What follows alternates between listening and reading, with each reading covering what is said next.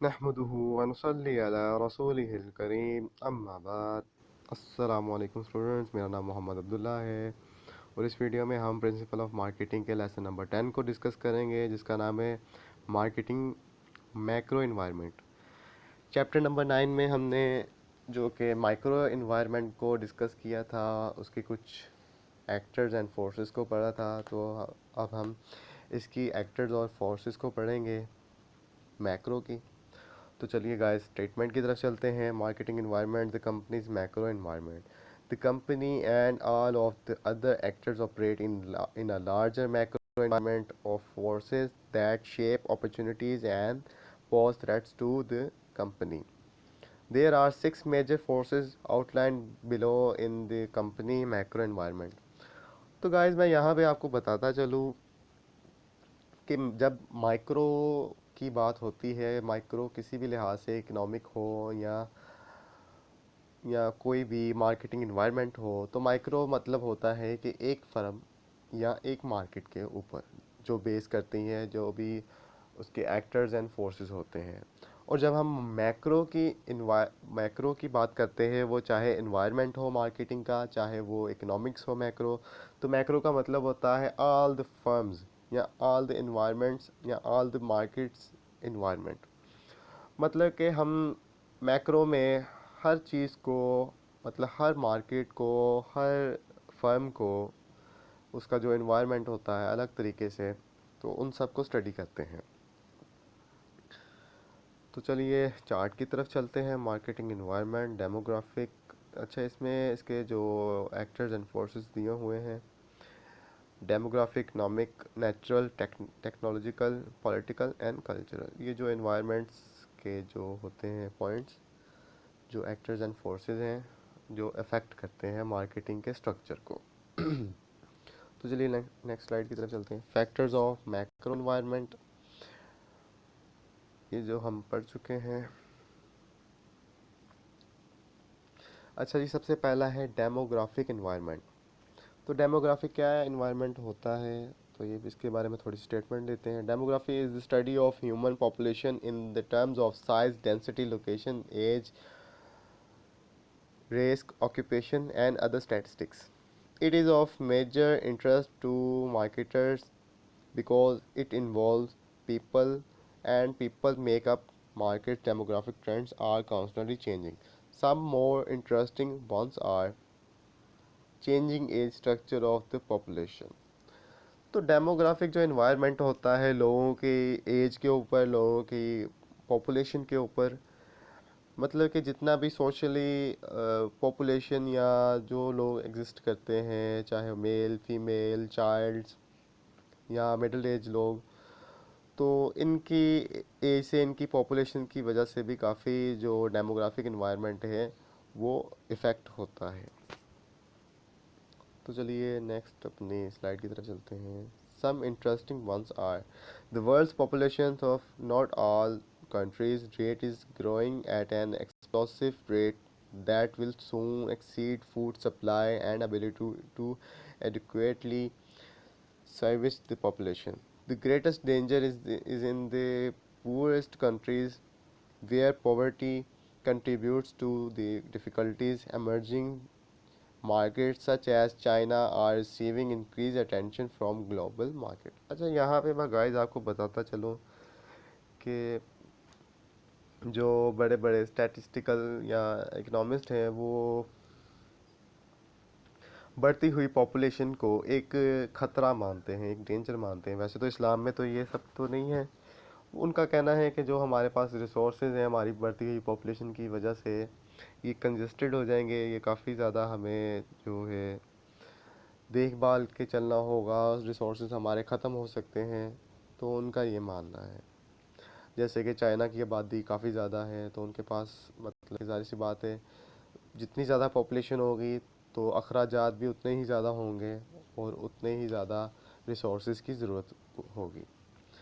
अब जहाँ भी पॉपुलेशन जिस कंट्री में कम होती है, वहाँ पे काफ़ी रिसोर्सेज जो होते हैं, काफ़ी ज़्यादा जो होते हैं, वो अनएम्प्लॉयड रहते हैं और कुछ एम्प्लॉयड रहते हैं। ज़्यादातर तो एम्प्लॉयड होते हैं, मगर कुछ ऐसे रिसोर्सेज भी होते हैं जो कम पॉपुलेशन होने की वजह से अनएम्प्लॉयड रहते हैं।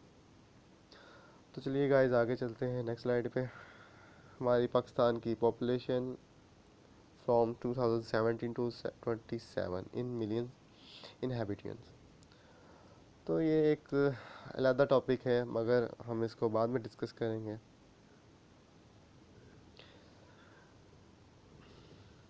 अच्छा जी, यहाँ पे कुछ जनरेशन के ऊपर चार्ट बनाया गया है।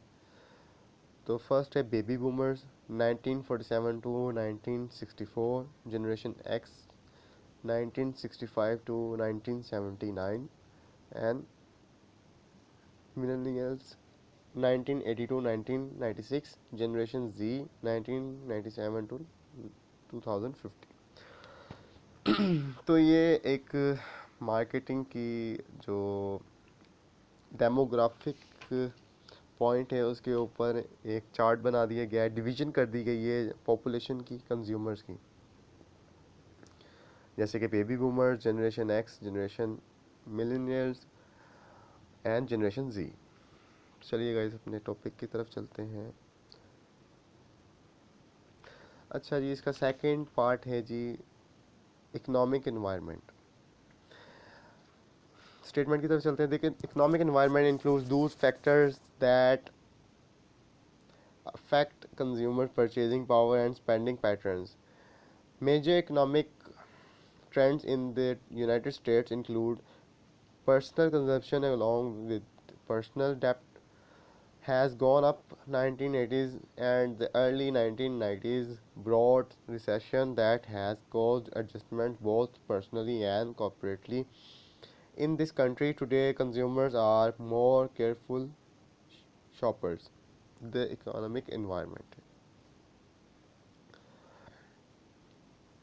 अच्छा जी, कुछ इसके हैं वैल्यू मार्केटिंग और इनकम डिस्ट्रीब्यूशन। तो ये कुछ काफ़ी ज़्यादा डिटेल में हो जाएगा, इतनी डिटेल में नहीं जाना हमने, सिर्फ इसके पॉइंट्स को डिस्कस करना है। Natural environment. The natural environment involves natural resources that are needed as inputs by marketers or that are affected by marketing activities. During the past 2 decades, environmental concerns have steadily grown. Some trend analysts label the specific areas of concern were shortages of raw materials, staples such as air, water, and wood products have been seriously damaged, and non-renewables such as oil, coal, and various minerals have been seriously depleted during industrial expansion. अच्छा guys, natural environment के नाम से ही जबकि पता चल रहा है हमको कि नेचुरल रिसोर्सेज जो कि इन्वायरमेंट को मार्केटिंग के इफ़ेक्ट करते हैं, उनमें शॉर्टेज हो सकती है। मतलब कि जो हमारी बेसिक ज़रूरियात हैं जैसे कि हवा, पानी, लकड़ी या कोई प्रोडक्ट्स या ऑयल, कोल, कोयला या जो है क्रूड ऑयल की जो हैं मादनियात, अगर इनकी शॉर्टेज हो तो ये भी मार्केटिंग के मैक्रो इन्वायरमेंट को अफेक्ट करेंगी और बहुत ही बुरी तरह अफेक्ट करेंगी। चलिए गाइस नेक्स्ट चलते हैं अपने टॉपिक की तरफ।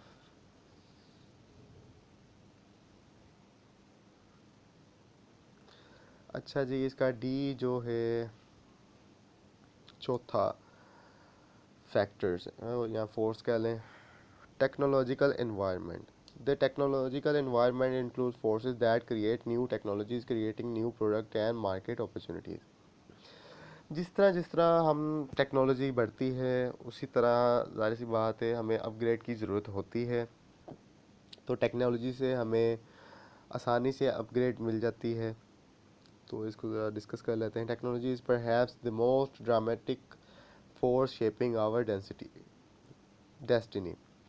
New technologies create new markets and opportunities. The following trends are worth learning. Faster pace of technological change. Products are being technological outdated at a rapid pace. तो guys इसका मैं कुछ overview दे दूँ आपको, सिंपल सा basic सा।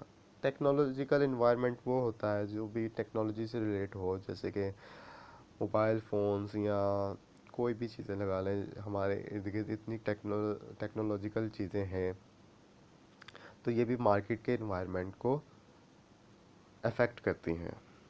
तो आज का हमारा जो टॉपिक था वो यहीं तक था। अगली वीडियो के लिए दें इजाज़त। अल्लाह हाफिज़।